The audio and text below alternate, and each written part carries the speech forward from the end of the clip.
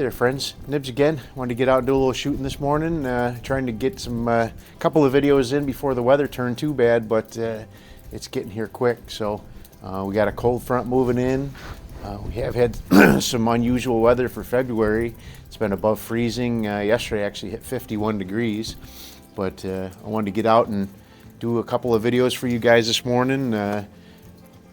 This one here that I'm going to be doing a video on is one that's actually on loan to the channel.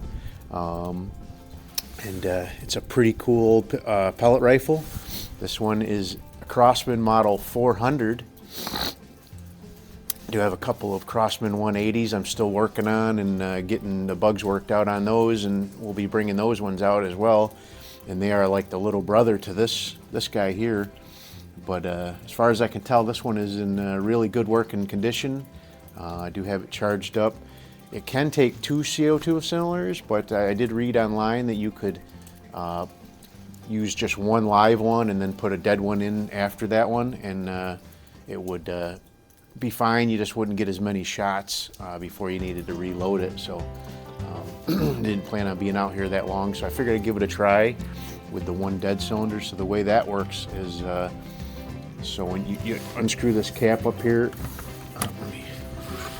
unscrew this cap up here in the front, and your first cylinder would go in with the small tip towards the bolt, and then the next one would go in with the small tip out towards the end. And there's a piercing needle in this cap. There's also a piercing needle back here, so you would screw it in.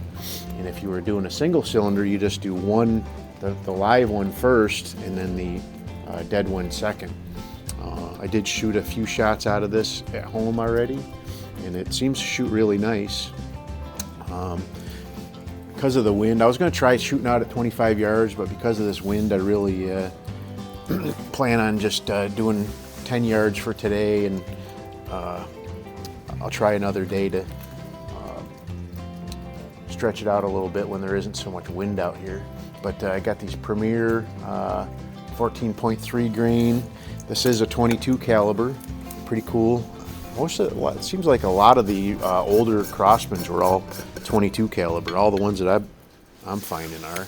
I'm not sure when they really started getting big into the 177, but so this gun is interesting because you pull the bolt back, and it has a similar mechanism to my that Model 600 pistol that I have. Even though that one's a semi-auto, this one's a bolt action, but it has the same little mechanism that feeds the rounds in. This is one thing I'm not a real keen on with this one. The Model 600, the magazine, you pull it back and you load it while it's attached to the pistol.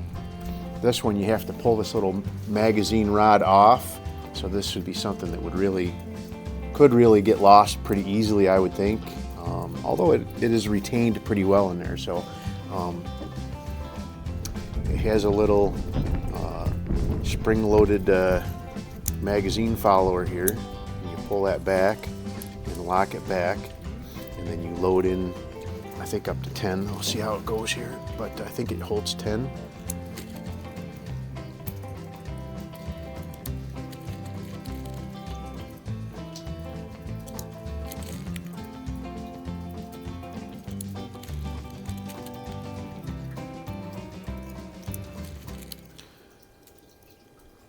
Yeah, it was so nice out here when I first got here. Now my fingers are getting cold and hard to mess with these pellets. So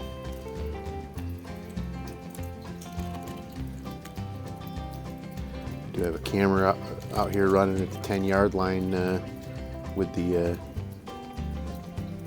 target, so we can see our shots as we go. That's 10. So now you reinstall the magazine tube. There's a little detent ball in there that actually holds this in pretty securely. So as long as you don't take this out and forget to put it back in before you put it in storage, I guess it would be fine. But then you release the spring, and it'll push that against the pellets against the bolt there. So you pull this back, and that'll force a BB or a pellet into this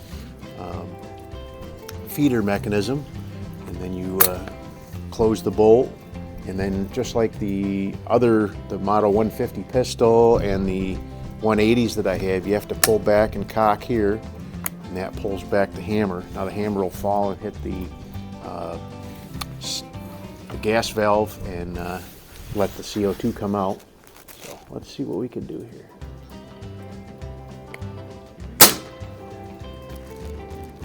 Looks like that was right in the, not quite a bullseye, but it was right in the black on the bullseye, so it's not too bad. Oh.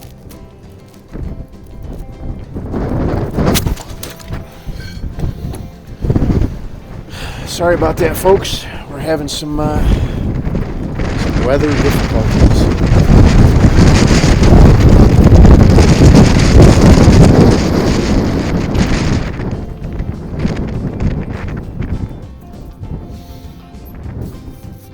All right, I'm gonna pause it. I gotta go out and reset my camera out there. Alrighty, sorry about that, folks. Weather's wind's really trying to get us discouraged and get us out of here, but we will persist. All right.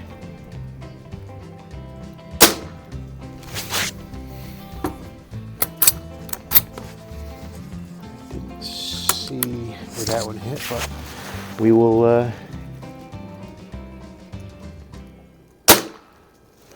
Okay. Yeah. Oh, I do see it now. I see the light coming right through the bullseye on that. Most recent one did not hit the black, but that's fine. Looks like a pretty good group starting up there. So these, this feeding mechanism for this and for that Model 600, I read were designed to shoot flat point bullets, basically wad cutters.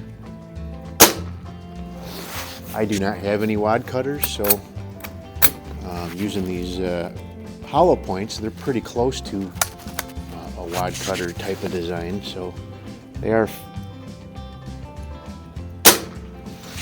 feeding okay. They kind of catch a little bit because the pellets are back to back with each other, so the round nose is kind of getting into the skirt of the next one in front of it. And causes you gotta work the bolt a little hard just to get that nose to pull out of that skirt, but sounds a little weird, doesn't it? The nose out of the skirt. Anyway, it looks like a really good group there. A little low and to the right, but yeah, that one went right through the same hole again. I think this might be the last one.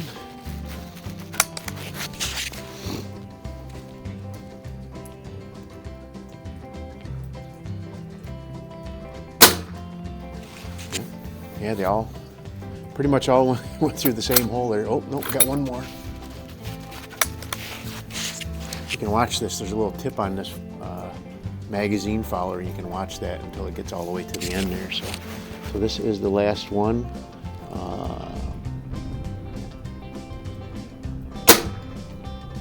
And again, that one went right through the same hole again. So yep, that was the last shot. So I'll give you a little close-up on this guy.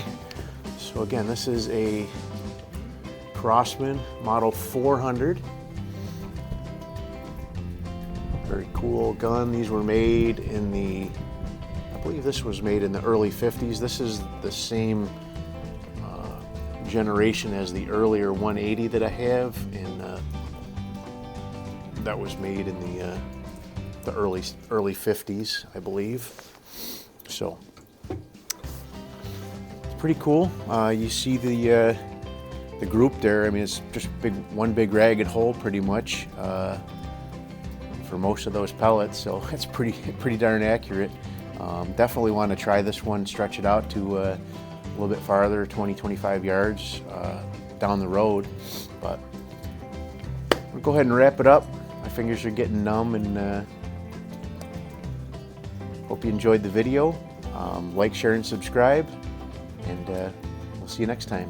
Have a great day.